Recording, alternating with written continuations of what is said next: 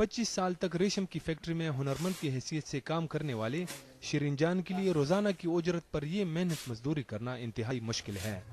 लेकिन शायद इसकी बदकिस्मती है कि एक तो स्वात में ज्यादातर रेशम के कारखाने बंद पड़े हैं और ऊपर से वो घर के वाहिद कफील भी हैं, जिसकी वजह से हुनरमंद होकर भी अब वो रेत उठाने पर मजबूर हैं।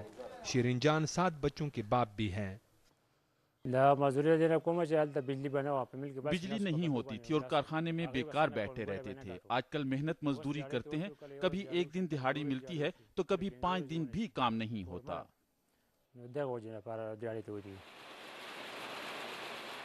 स्वात में 80 की दहाई के दौरान रेशम का कपड़ा तैयार करने के 400 के करीब छोटे बड़े यूनिट कायम थे। मकामी सतह पर कायम इन फैक्ट्रियों में खाम कपड़ा तैयार किया जाता था जो मुल्क के दीगर शहरों को सप्लाई होता था। इस सनत से हजारों मजदूर खानदानों का रोजगार वाबस्ता था। शमशेर अली ने रेशम के कारोबार में करोड़ों रुपए की सरमायाकारी की हुई है। इनकी इस फैक्ट्री में जदीद मशीनें भी लगी हुई हैं, जिससे कम वक्त में ज्यादा माल तैयार किया जाता है। लेकिन तिजारती सरगर्मियां मांद पड़ने की वजह से इन मशीनों की आवाज़ें भी बंद हो रही हैं और इन्हें अब स्क्रैप में फरोख्त किया जा रहा है। अभी तो हम बंद कर रहा है, अब ख़त्म कर रहा है, बंद नहीं ख़त्म कर रहा है अभी, क्योंकि मजदूर का मजदूरी बंद नहीं बनता है, बिजली नहीं है तो वो अभी मजदूर काम पे नहीं आते हैं, दिहाड़ी भी जाते हैं और यहाँ काम पे नहीं आता है, तो हम लोग क्या कर सकता है। वादी स्वात रियासत के दौर से टैक्स फ्री जोन रहा है, जहां आज भी सरमायाकारों से किसी किस्म का कोई टैक्स नहीं लिया जाता। इस सहूलत के तहत दीगर शहरों से भी स्वात के नाम पर आने वाले खाम माल पर कोई टैक्स नहीं लिया जाता था, लेकिन अब इनमें बास सहूलतों को वापस ले लिया गया है, जो सरमायाकारों की बकौल सिल्क इंडस्ट्री की जवाल का एक सबब भी है।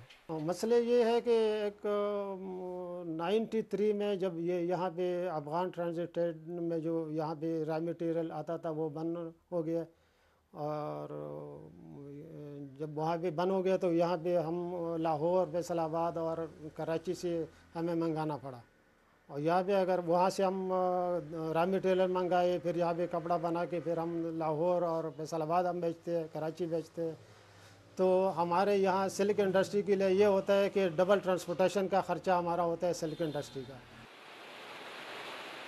स्वात में जब हालात अच्छे थे तो पंजाब के ताजिरों ने भी रेशम की सनत में बड़े पैमाने पर सरमायाकारी कर रखी थी। स्वात में तमाम मसाइल की जड़ को शिद्दत पसंदी से जोड़ा जाता है, लेकिन सिल्क यूनिट्स की बंदिश की एक बड़ी वजह शिद्दत पसंदी के साथ साथ बिजली की लोड शेडिंग भी है, जिसकी वजह से ये कारोबार खत्म होकर रह गया है। हुकूमत ने रेशम की दम तोड़ती हुई सनत में दोबारा जान डालने के लिए हाल ही में बहाली के एक प्रोग्राम का आगाज किया है, जिसके तहत बीमार सनतों को खसूसी ग्रांट जारी किया गया, जिससे वादी में मशीनों की आवाज़ें फिर से गूंजने लगी है। जो लोग जिनका रोजगार चला गया था वो तो वापस आ गया, लेकिन इंडस्ट्री की प्रोडक्शन वो उस लेवल पे अभी भी नहीं है जिस लेवल पे ये छोड़ के गए थे या जिस लेवल पे था, क्योंकि इलेक्ट्रिसिटी की क्राइसिस भी इतने ज़्यादा नहीं थे, एक सिस्टम फ्लो से ही चल पड़ा था। अब तो बिल्कुल इसी तरह शुरू हो गया जैसे नए सिरे से आप अपने कारोबार को शुरू कर रहे हो।